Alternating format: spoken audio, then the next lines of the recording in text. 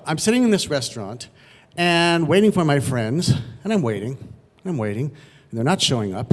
They were this lovely straight couple that I wanted to treat to dinner because they had had me over to their house many times. We were very close. We met when we were waiting tables at the famous Source restaurant on Sunset Boulevard. And I was very anxious to have them, give them a good time.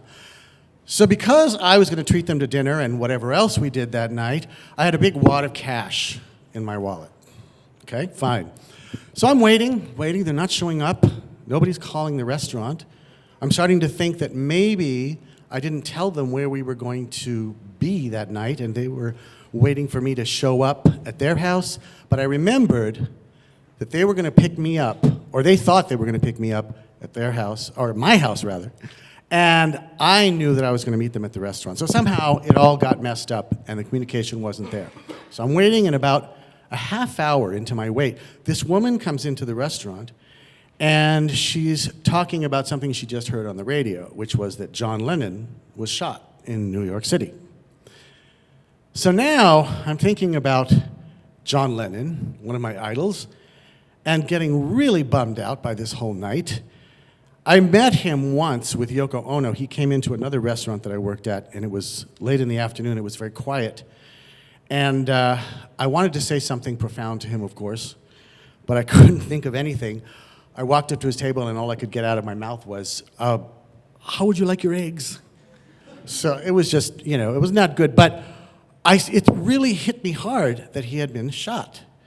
And I started getting more and more depressed as the evening went on. Finally, it was like an hour that had gone by, and I said, okay, this is a joke. I don't know what happened to them, but I'm going to order my dinner and eat. So I did. Now, at the time, I had no car. So if I wanted to get back home, I had to take a bus. Fine. This evening was a bust. I wasn't going to do anything. So I get on the bus. I go up Sunset Boulevard to Laurel Canyon, where I was living at the time. I was staying with some friends in this ramshackle house. It looked like it was about to fall into the canyon at any moment. And I thought, okay, before I walk up the canyon to this place, I'm going to stop for a drink at a bar called Numbers. Numbers used to be in West Hollywood. It was one of those places that catered to a particular clientele that was older gentlemen and their young admirers, also known as hustlers. But I thought, okay, screw it. I'm just going to go in and have a drink. No big deal. So I sit down at the bar, and I start drinking. And this very nice-looking, built young man sits next to me. And we start up a conversation. We're talking. I notice he's a bit high, but it didn't bother me. The evening was a bust, so I thought, well, if something works out with this, great, no problem. So we start talking, and we start drinking. And I keep pulling out my wallet, offering to pay for the drinks, because I had all this cash left over. And I didn't realize that he was paying very close attention to that. So he finally suggests that we go to his friend's house in Laurel Canyon. He was staying there, house sitting. And I said, okay, why not? I'm feeling frisky. I'm definitely drunk. Let's go. So we have the bartender call a cab. We walk outside to wait for him. As we walk outside of the bar, he kind of stumbles. As we get into the car, he kind of sloppily flops into the back seat. So I'm thinking, red flag, red flag, red flag.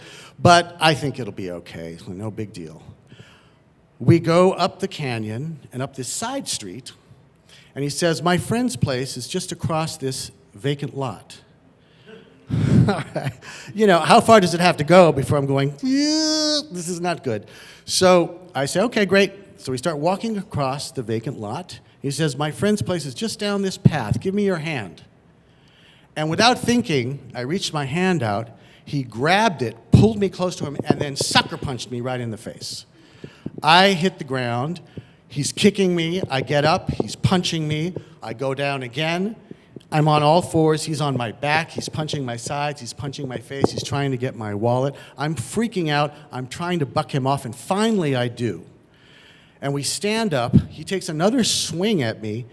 I block him, and he falls. He slips and falls into the dirt. I take off like a bat out of hell, and I run to the street.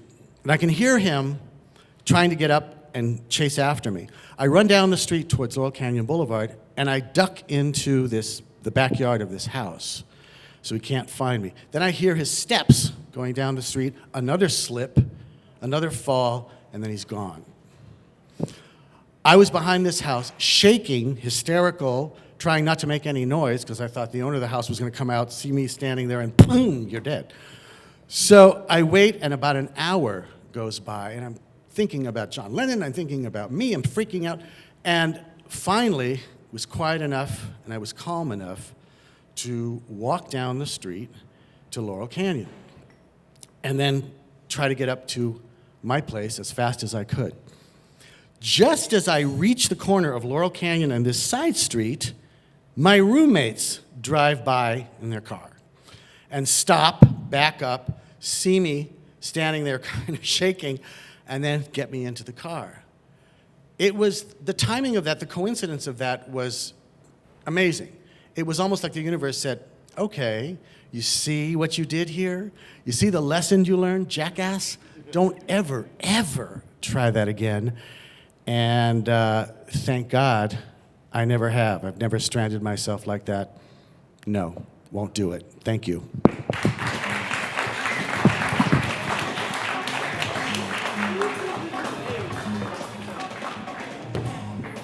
Pablo Marz, ladies and gentlemen.